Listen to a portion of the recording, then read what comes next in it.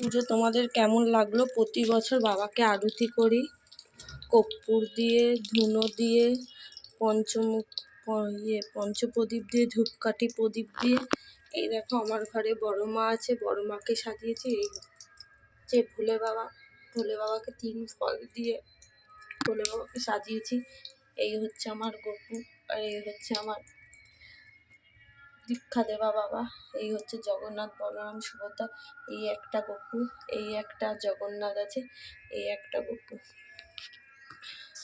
আমার আজকে প্রথম সোমবার পুজো দিলাম, বাবাকেই আরতি করলাম। তোমাদের কেমন লাগলো অতি অবশ্যই আমাকে বলো। আমি পুরো ভিডিওগুলো তোমাদের কাছে ছাড়বো। পুরোটা তো করতে পারিনি, যতটা পেরেছি ততটা করেছি।